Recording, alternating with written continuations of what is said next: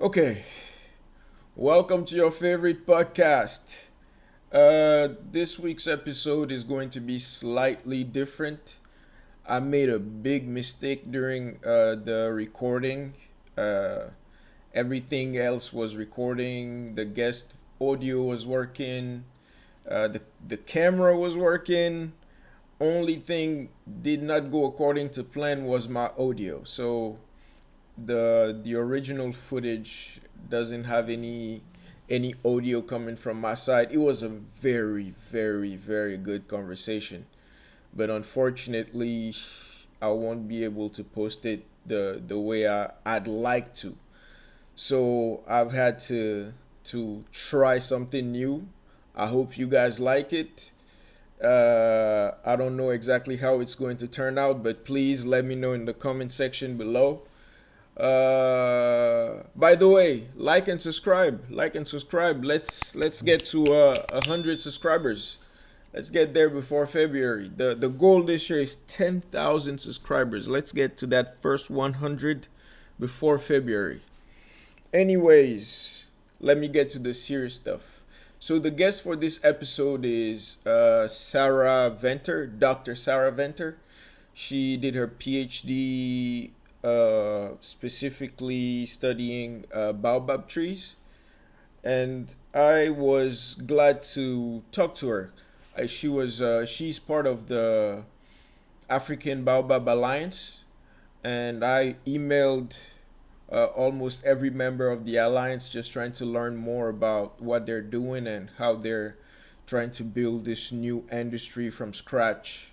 And I kind of got the chance to learn a lot about the I mean, as much as you can learn within an hour about some of the challenges that they're facing and the progress that they've made so far.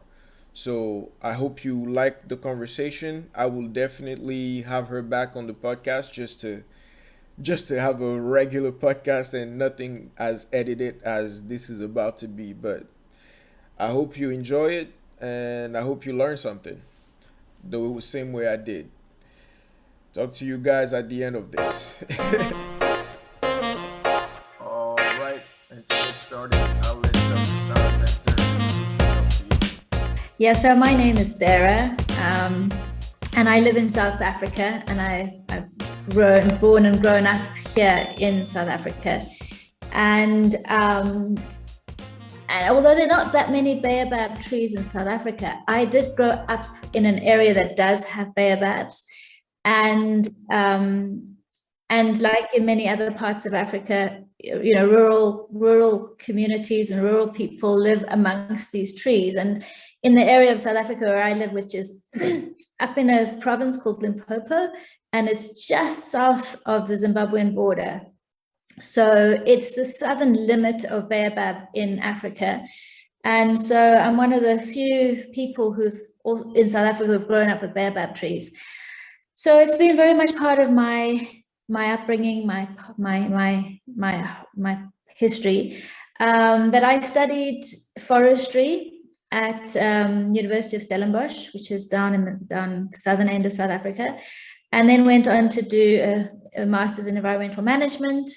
And then while I was working for the Department of Forestry, I felt that working for a government department was great. I enjoyed working for the South African government, and it's great to be a civil servant. It's something, it's really one of my callings. But I also felt, there's more that I could do. And because I also speak the local language, which is language called Chivenda, it's a bit similar to Shona, which is spoken in Zimbabwe. I thought, let me start a business that would combine my scientific knowledge of the environment, but then also connect with something that will support rural communities, which are often, very high unemployment and very low ability, low ability to access markets, etc. And I could be that bridge, having grown up in the area and understand sort of more global context and able to bridge that. So I started looking at baobab trees, but the first thing as an environmentalist or as a forester, the first thing I had to do was like, okay, if I'm going to make a business out of baobab trees, what is the impact on the environment? So I then proceeded to do a whole PhD on sustainable harvesting of baobab fruit.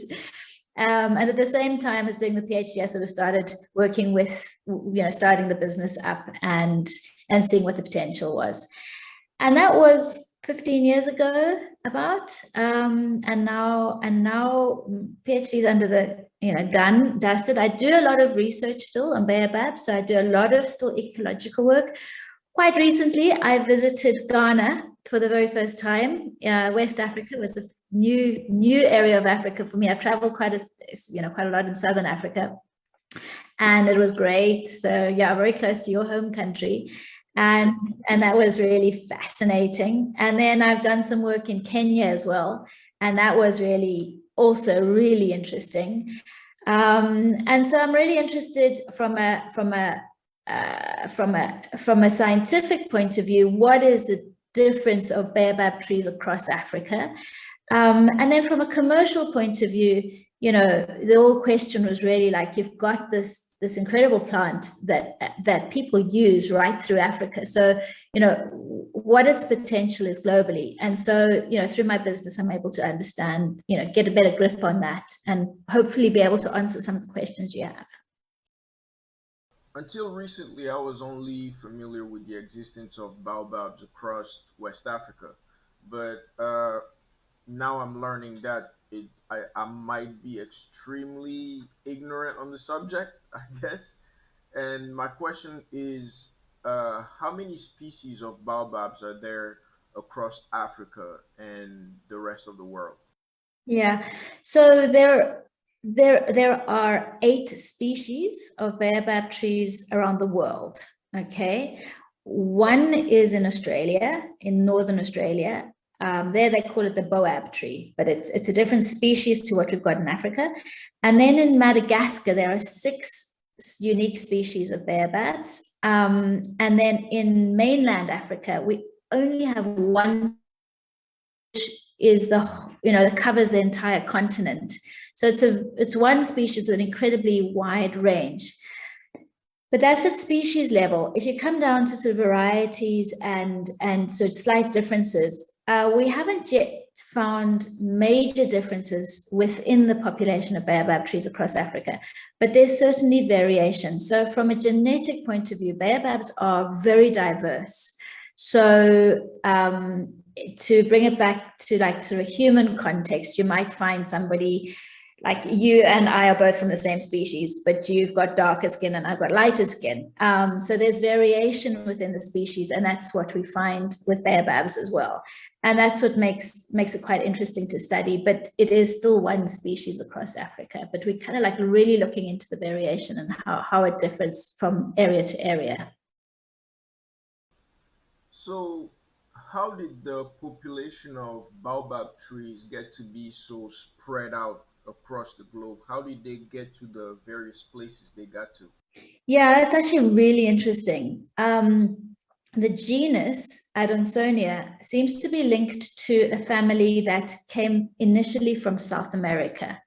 Now, this is like millions of years ago kind of stuff, not recently. And it established first in West Africa. And then from West Africa, the baobab would have spread across Africa. And then at one point, it would have jumped to Australia. We don't know how that happens. And then at another point, it would have jumped over to Madagascar. And once it was in Madagascar, it then speciated. But how it got into these 6 different species that I mentioned, but how it actually got across Africa is really interesting because, trees and plants are distributed by wind or animals or,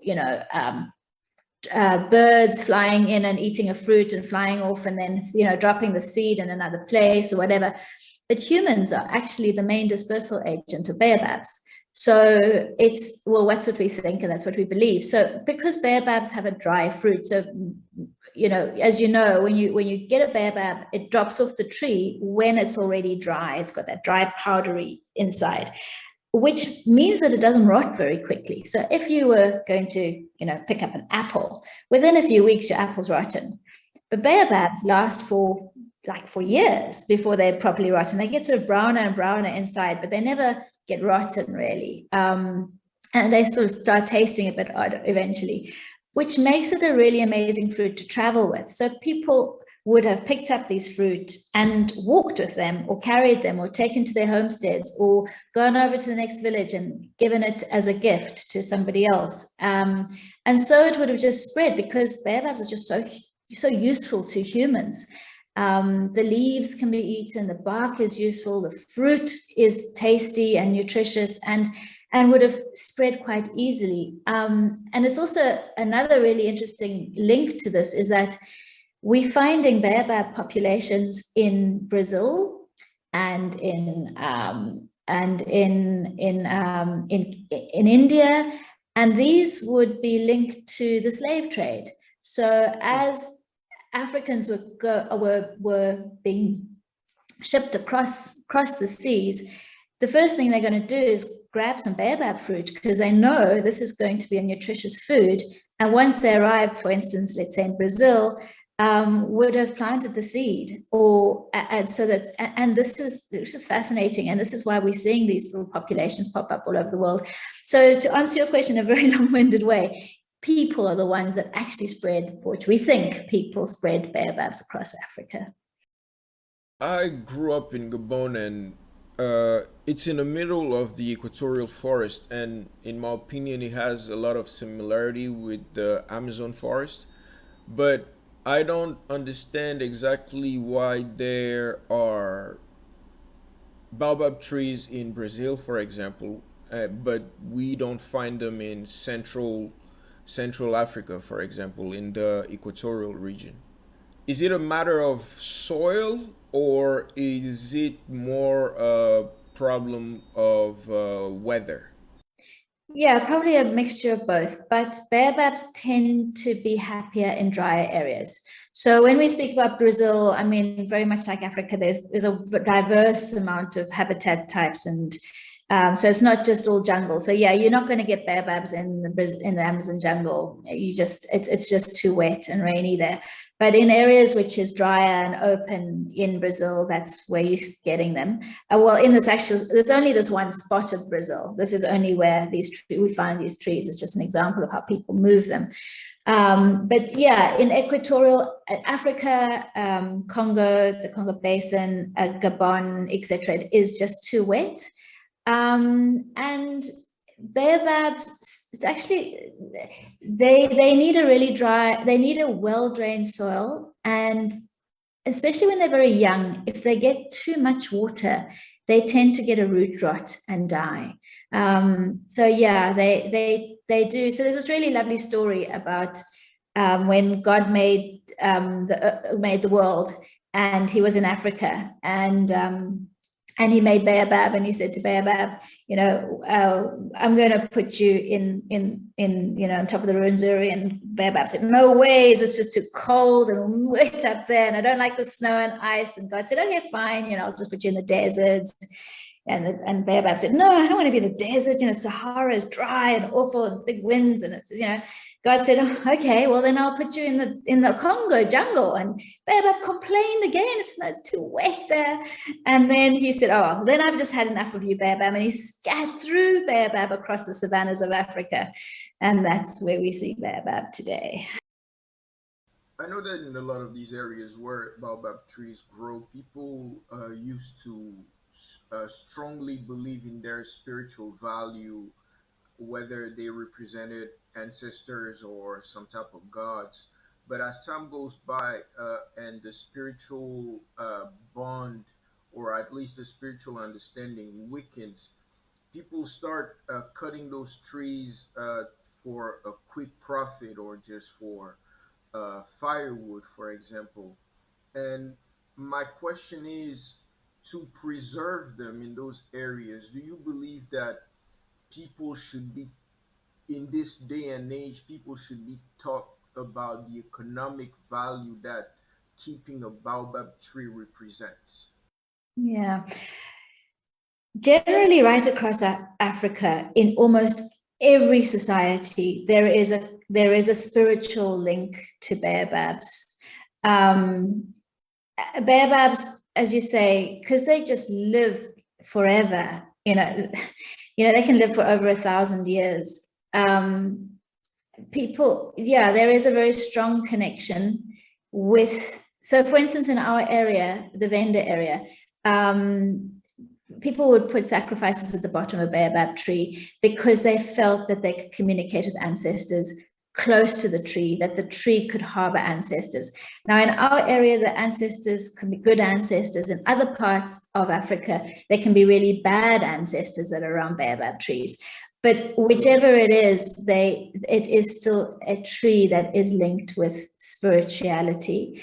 And not every tree. So there'll be trees that are selected that are more important than another baobab tree.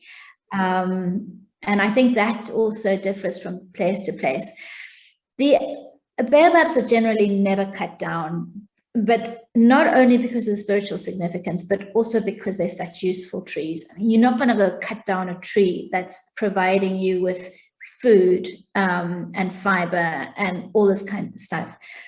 But sadly, when I was in Ghana in August this last year, I did find quite a lot of baobabs being cut down. And what I found was that people had, firstly, they'd lost the importance of trees. So they were planting other crops and other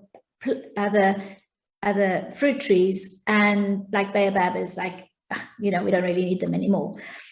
And it seems as well that there was a spiritual side that also got lost in that process. So I think to keep baobabs going, as life changes, we do need to keep the economic importance of baobabs if people lose their spiritual significance. As you would have experienced, when you walk up to a really large old baobab tree, you can't help feeling awe. You can't help feeling, wow. You can't even describe how you feel. I sometimes explain to people, like, it's like walking into a cathedral, one of those huge churches in London, and you just walk in, you go, wow. That's the feeling you get, So, but you don't get that feeling when you walk up to a small baobab tree. You just think, well, there's a baobab tree, So, but that small baobab tree is eventually going to get to become one of those big ones. So I think it's a combination of saying, okay, these little baobab trees are important because they have an economic importance. That's reality of life. As you say, it's all about, like, what can I get from that tree? Otherwise I'm going to chop it down. So say, all right, we need to get fruit from this tree. We get leaves from this tree. It's important. Leave it there and appeal to that side. And hopefully when that person gets older or meets a big baobab tree and has that revelation, they have to have that as a personal experience. You just can't describe it to anybody. So it's a combination, I think, but it's important in order to keep those little ones going, they need to have an economic significance. Unfortunately, it's reality. From my limited understanding, it seems like there's not enough baobab trees around to be able to sustain the production necessary for global demand. And it seems that it's not the only challenge that the industry might be facing. Or am I wrong with my assessment? So there are millions of baobab trees across Africa, like millions and millions. So there's a huge resource out there.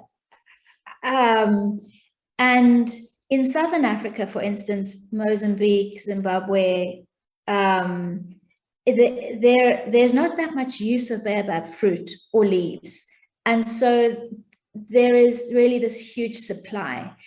When people started really sort of when the commercial side of baobab started being established, it was like, here's a resource that could help rural communities, rural people get an income. That was the whole purpose of establishing the baobab global market, was really to support rural communities. because the barrier to entry is so low. You know, you don't really need any sort of education to be able to speak English or anything to be able to pick up a baobab fruit and sell it, but you do need a buyer. So a lot of work was the motivation for that work.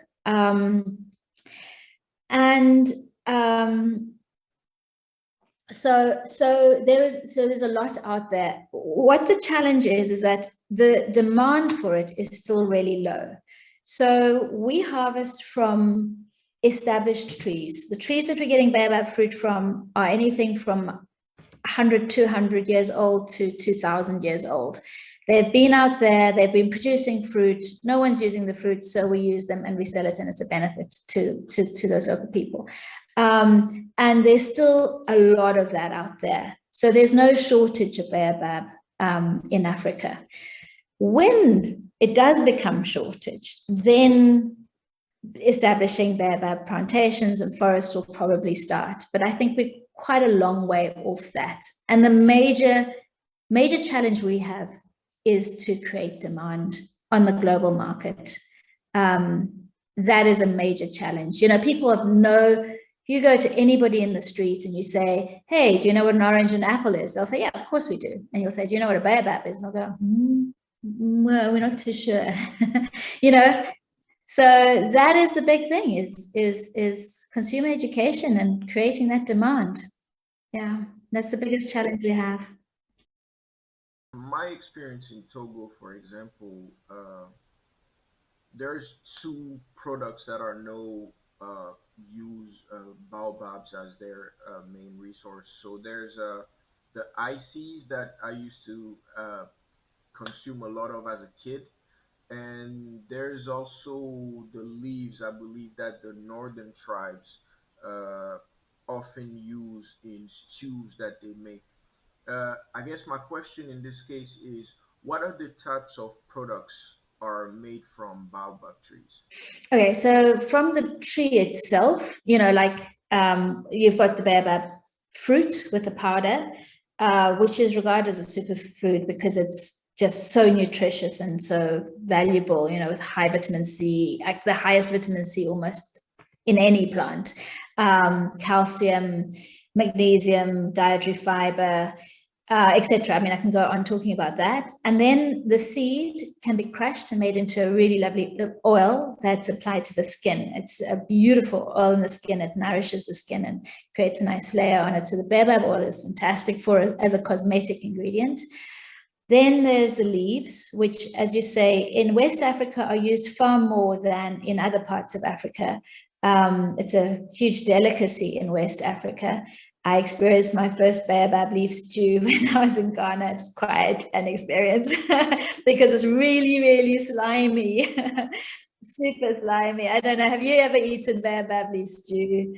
Uh, yeah. So I always thought, I wonder why the West Africans eat these baobab leaves. I must really try it. You know, I've eaten leaves here and I sort of eat them off the tree and think, oh, it's fine. And I'll try to make a stew and it's fine, you know. In West Africa, it's a big deal. I mean, guys from Burkina Faso come over and they steal the baobab leaves from the Ghanaians and the Togolese go over. I mean, there's this whole big kind of trade going on and illicit trade. It's really funny. So I said to my host when I was in Ghana, I said, listen, I really have to try a baobab leaf stew. So he made me this goat and baobab leaf soup thing with a starch. I think it was a maize starch. And I tucked it in because I'm used to eating with my hands, and I put it in and I lifted it up, and as I lifted it up, this is all the stringy, slimy stuff I've never had. I was like, okay, that's why everyone's eating it anyway. But so it wasn't as if it was the taste or anything. It was just this kind of mucilage. So obviously leaves are really important, and then the bark is important. In the past, bark was important. So the baobab trees, young baobab trees, have a really strong, fibrous, quite malleable bark that can be made into ropes and woven into mats and into hats and things like that. But as the tree gets older, that bark gets, not as nice. So it's usually young trees that provide the bark. But these days, rope is just cheaper to buy than going out and harvesting bark from a baobab tree. So there's less and less use of baobab bark because you can just buy rope anywhere or buy mats anywhere made from other products. And then from a medicinal point of view, the bark from the roots, for instance, are sometimes used. And then I think those are the main things. But then within those, there are different, like for instance, the powder can be made into, locally into porridges, can be eaten just as it is. Like you say, the freeze-its, those ices. In Kenya, there are these sweets that's sold on the side of the road, and it's the baobab fruit with the seed inside that is mixed with sugar and some sort of colorant, and then eaten as a sweet. It's very, very popular in Kenya. So there are a whole lot of things you can make. And then on the global scale, baobab has been used in ice creams and chocolates and smoothies and yogurts and all sorts of things as a novel ingredient. And then the same with the baobab oil is used in the cosmetics industry in shampoos and lotions and body butters and serums.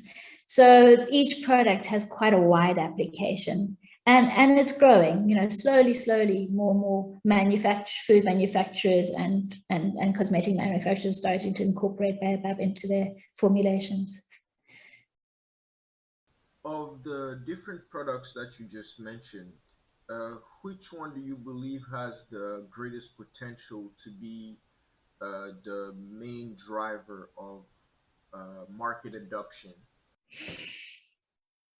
Food often is. Food, people relate better to food than to cosmetics. You also then use a bit, more baobab powder. So yeah, initially it's a novel ingredient. So let's say you go to an ice cream parlor and they're offering, coffee ice cream and toffee ice cream and baobab ice cream, it's going to be, oh, whoa, what's the baobab? But as people get to know more about the nutritional value of baobab, it can be offered in more sort of snack bars and health bars and, that sort of thing. So yeah, I think food is really, baobab powder is really where it goes in. But, recently I heard that Pantene launched a hair care product with baobab oil in it. How much they put in it, I'm not sure, but that really does help with consumer education when those really big global brands start using the word baobab on their packaging. Yeah, so it'll be those two, but more food, I guess.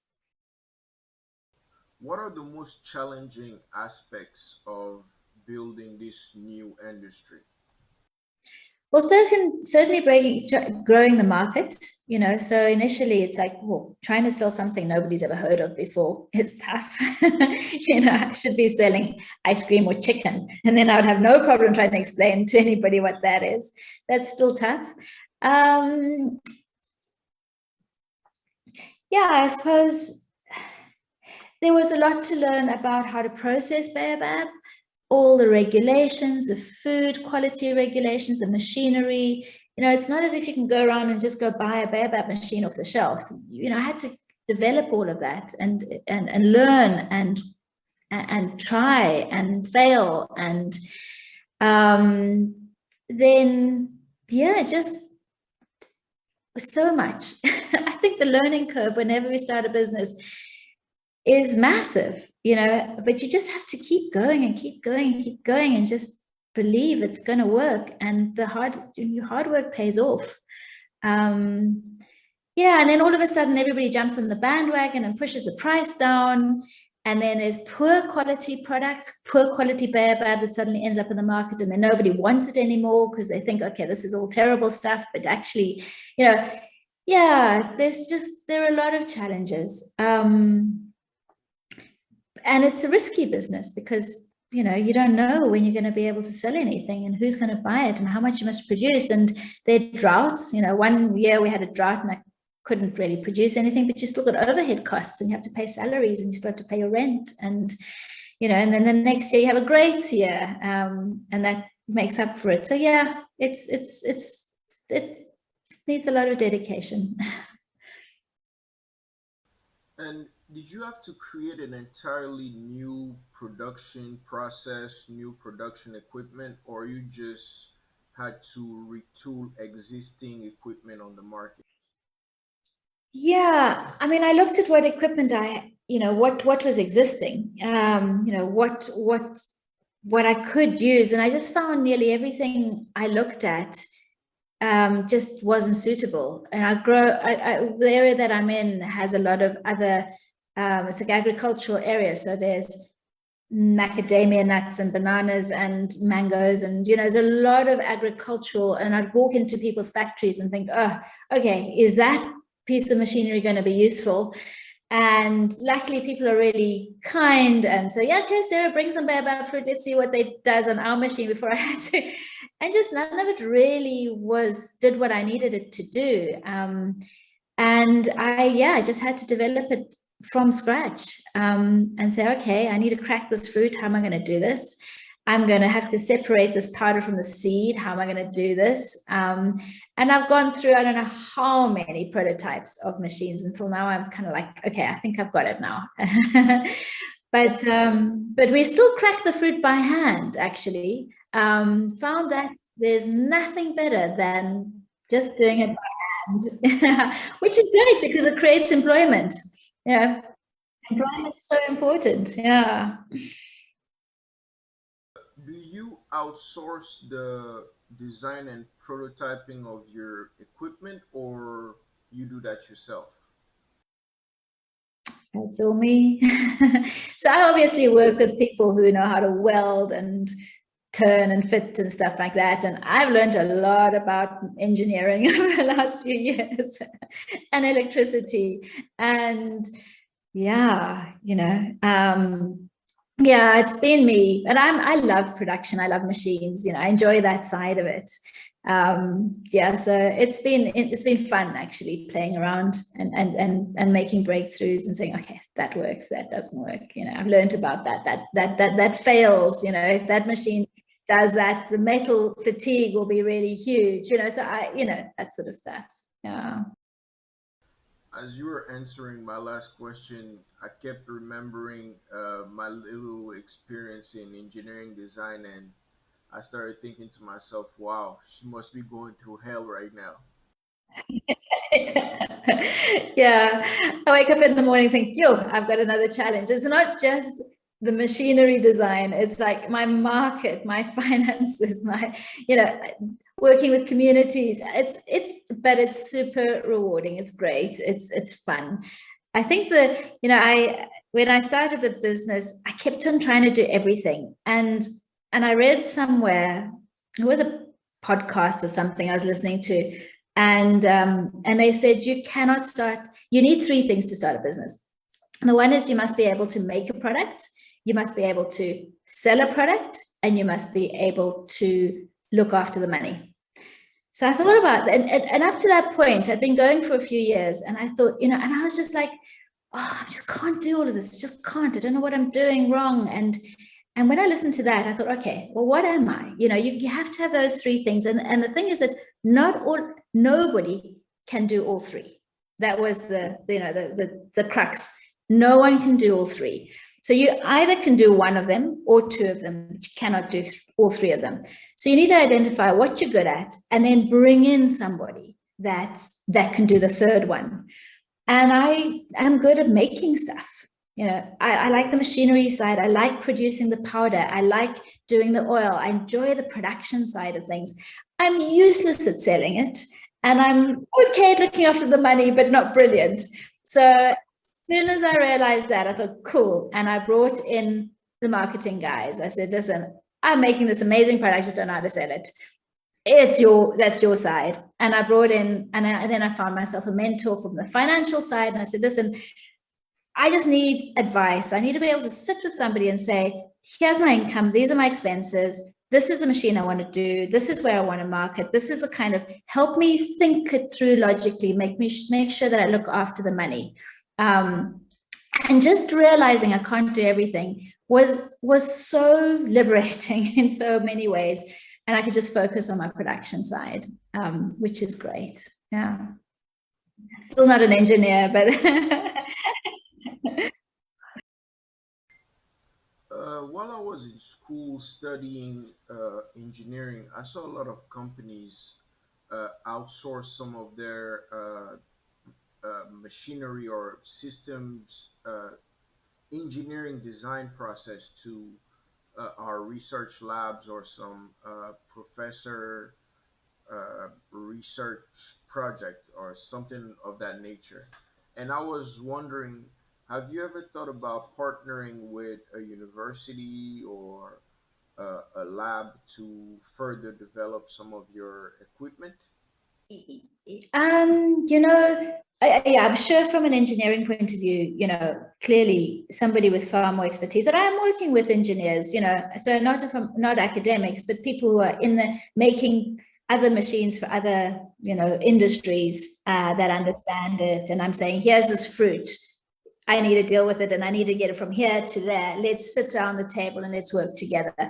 And that's worked well. So I haven't really needed to, go out to schools to look at the engineering side. But from a marketing point of view, what I do find is that academia and theoretical knowledge is often very far from the truth, or from reality, particularly that. For instance, when people would come and say to me, oh, but, Sarah, everybody would just love the community stories. They love the environmental stories. You'll definitely be able to sell your product because you have such amazing stories.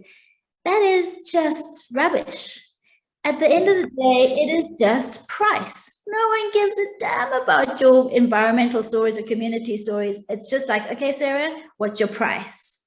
And that's really what it came down to. And so when a student or somebody in an academic institution, they've got these highfalutin ideas of how the world works, and often it just doesn't work like that. The stories give me fulfillment. I do them because I love what I do, and I just keep doing them. So people are like inspired by what I do, but it doesn't make them buy the product. It's like, oh, that's really nice. But that was it. So from a commercial point of view, that's where I find academia can sometimes, and business are quite separate in that sense. There's a lot of theory, which is quite far from practice. Yeah. Thank you.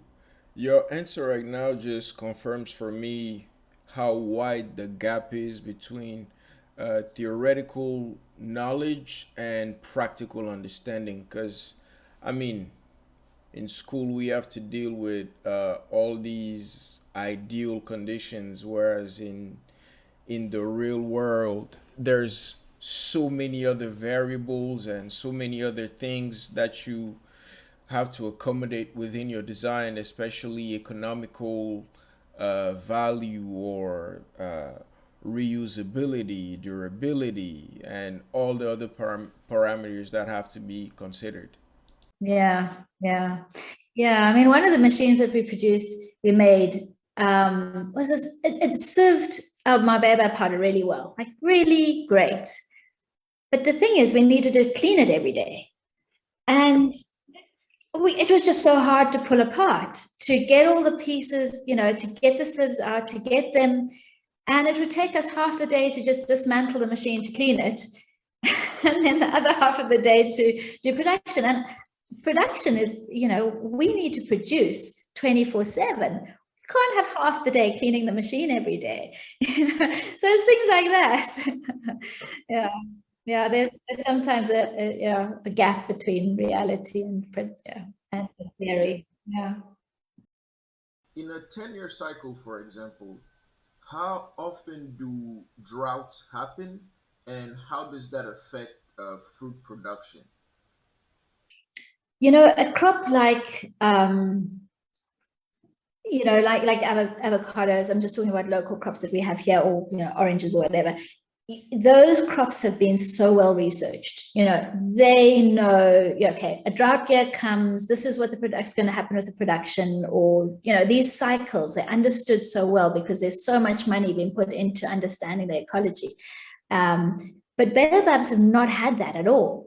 So we don't know what really affects their fruit production. So I've started long-term research. It's now, only 15 years old, and a baobab lives for 1,000 years. So, I'm a long way. I'm going to have to pass this research on to my kids and my grandchildren. But is to say, okay, what does affect production? Does drought affect production? Is it the pollinators that the drought affects that affects production? Is it the flowering season from the previous year that affects the production, and so on? Certainly the drought year that we did have a very low production, but it could have been because of multiple factors. So there's a huge amount we still need to learn. In our area, drought comes along in about every 10 years, so about 10-year cycle. But we don't know how long those droughts are going to last for, or what the impact of them are going to be. In different parts of Africa, there are going to be different types of factors that are going to affect production. One of the things I'm looking at in terms of my research is what pollinates baobab flowers. So we know that these flowers open at night. A baobab flower only lasts one night, and it opens at sunset. And by morning, the flower can't be pollinated anymore. So we know the flower is being pollinated at night. We know in West Africa and East Africa, bats are coming in and drinking the nectar and pollinating the flowers. But we're not seeing that in Southern Africa. So, and here we're finding that hawk moths that fly around at night, are doing most of the pollination. So if there's a drought or some environmental change and it affects the bats or it affects the hawk moths, that is going to affect fruit production. Perhaps so those are the kind of, we need to really look in. There's a huge amount of depth that we need to look in to really understand these systems. They're not that simple. And one of my favorite sayings at the moment, which I got from a botanist, she was saying, botany is not rocket science. It's far more complex than that. So, which it is. Anyway. It's strange to me that baobab trees have been around us this whole time, but there's so little known about them, so little information, research, or even documentation on the topic. Yeah, it's remarkable. This incredible tree that anybody who's been to Africa or lives in Africa knows a baobab tree, and yet we know so little about its ecology. Yeah, and it's just such a wonderful field to be going into. I just love, the research is fascinating. Yeah. Outside of Africa, where do you see the most growth in consumer demand for baobab related products? The UK, the Netherlands, Germany, so a little bit of Europe, and then the US. There's growing interest in the US. Those are the two main areas of the world where there is growing interest in baobab food and baobab oil for cosmetic uses. Australia, it's still quite small. They have their own baobab, but they don't harvest it or use it for any products. They're still the mainland African tree, which we're using here is still the main. There's a little bit going in there. In the East, again, it's still quite a novel product. People don't really know it. And I get the impression that people in the East are a little bit scared of things that come from Africa. So, so yeah, there's a growing interest, as I say, Europe and the US, slowly getting more and more. A number of years ago, about 10, 15 years ago, when I started this business, absolutely nobody knew anything about baobab powder outside of Africa. No one did. And an organization called Phytotrade got some money from Comic Relief Foundation or in the UK. And they got given quite a substantial amount of money. And they used that to create consumer awareness. And it was very focused on the UK. So they were involved in something called the Eden Project. They got celebrity chefs involved. They even had Gordon Ramsay doing, things, developing recipes with baobab powder. They were part of something called the Better Breakfast campaign, looking at healthier English breakfasts, etc. So there's quite a huge amount of money got thrown at consumer education in the UK. And so that's really why there's an interest in baobab in the UK. Like, more people in the UK know about baobab than anywhere else in the world, and that is still a fraction of who should know about baobabs. And then that kind of spilt over to Europe, because baobab, so any product that's sold in Europe has to have approval. So you get something called novel food approval, which cost a huge amount of money at the time to get it approved that it is a safe product to eat, there's no toxicity involved, etc. And this money got also used to get that novel food approval for Europe, which again allowed Europeans to say, oh, okay, we can buy this, it's legally available to buy in Europe, so let's start playing around with this. And they kind of like learned from the English about this.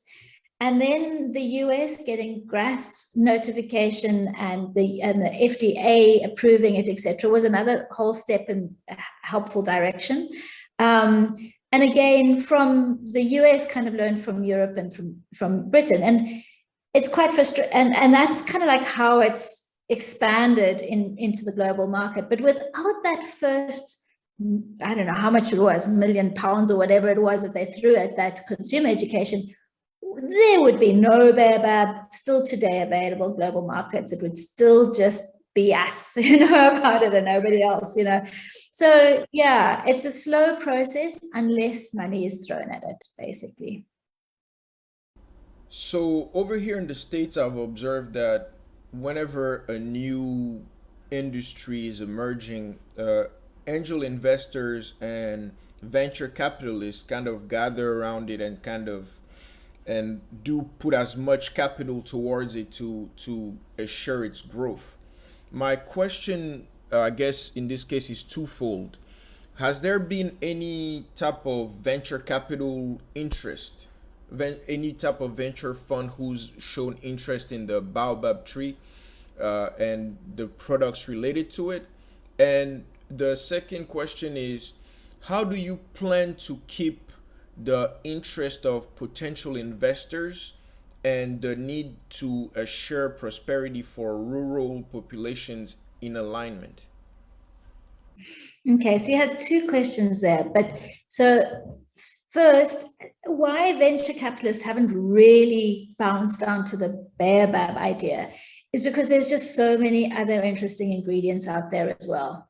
So baobab is of many things. There's acai, there's spirulina, there's just a million products out there. What makes baobab unique?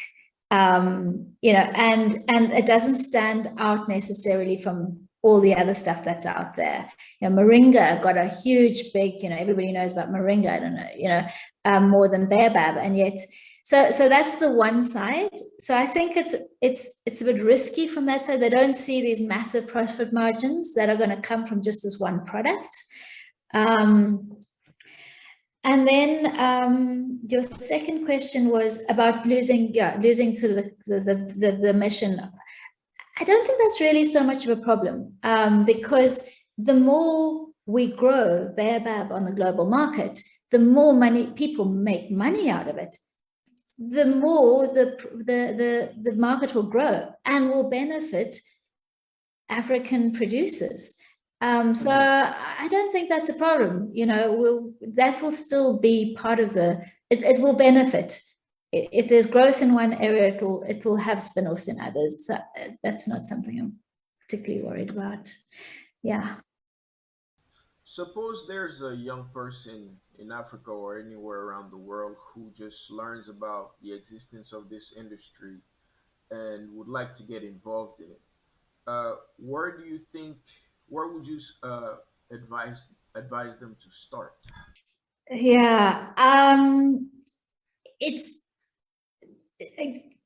I don't have a simple answer to that. We need bigger brands to create consumer awareness, and creating consumer awareness is expensive and needs needs these big brands. So someone who's just out of college, who's just out of school, yeah, they would have to tackle that. That's the biggest part we need.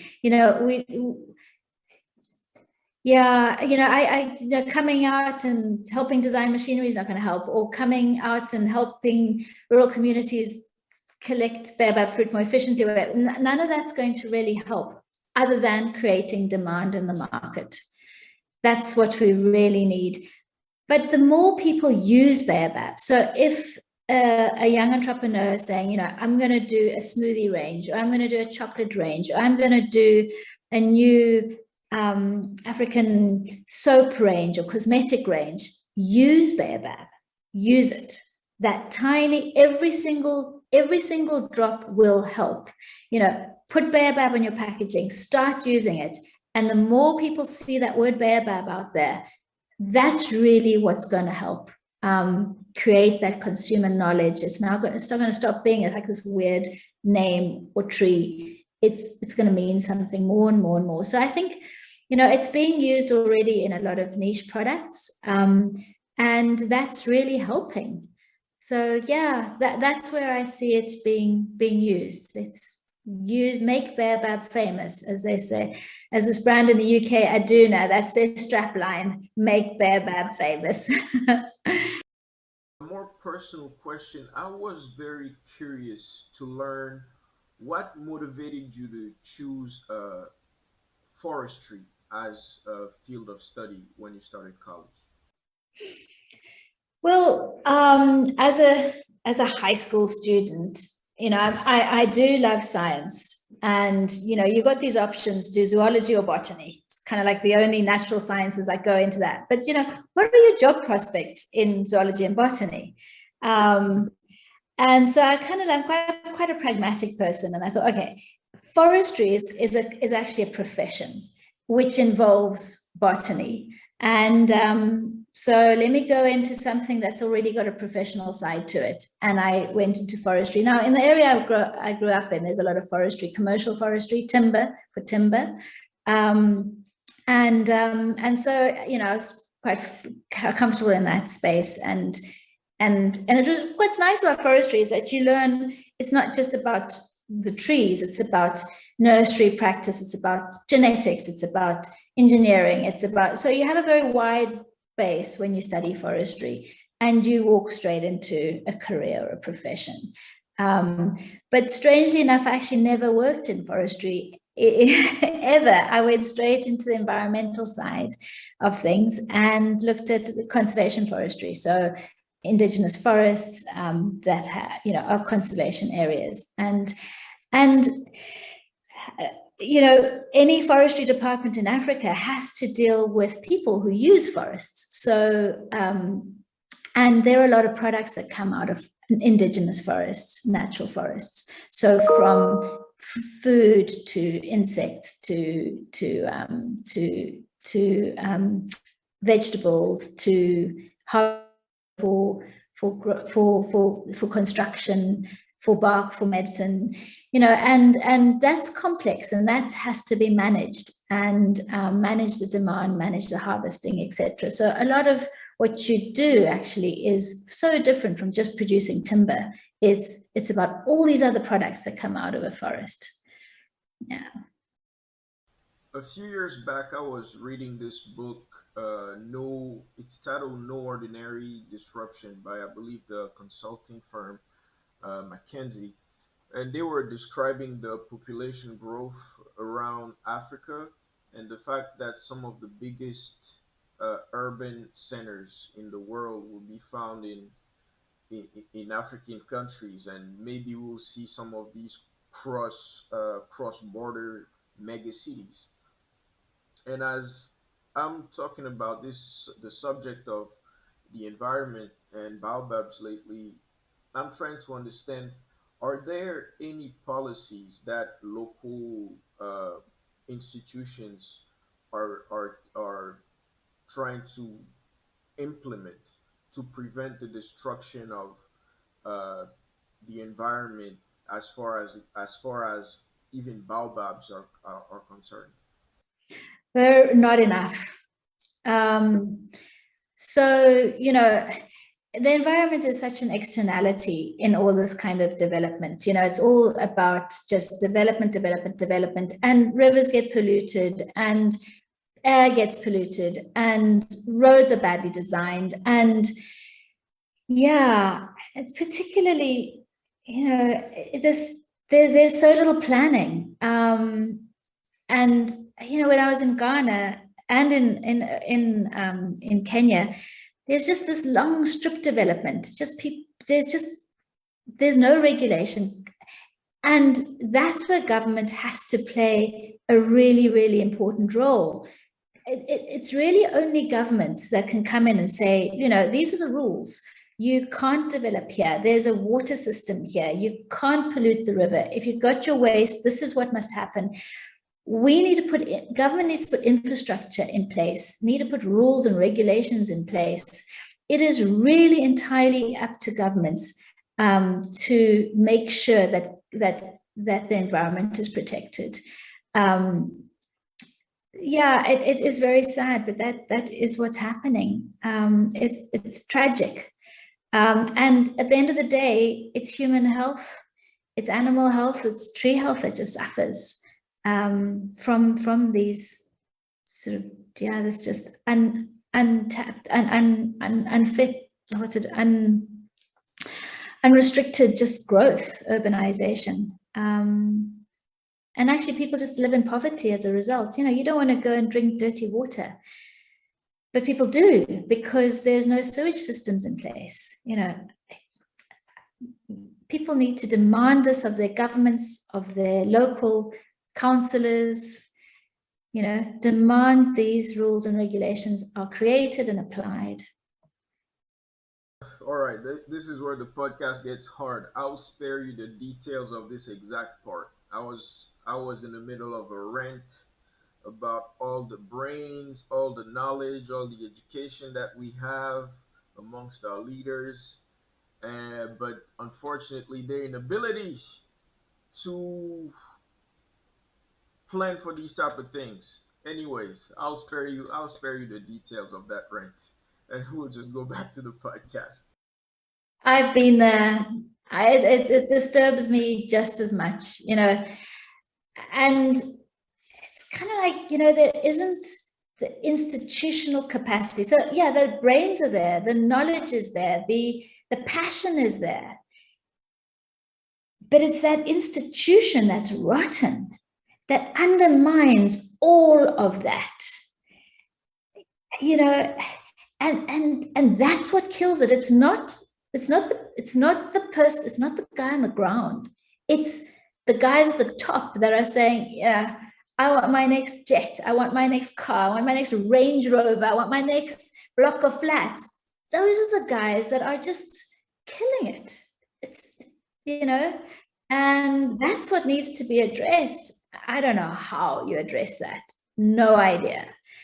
And we need younger people in government. We need people, we need you, to go out and say, we want a different way of doing this, and we're not going to take that bribe, and we're not going to bribe people.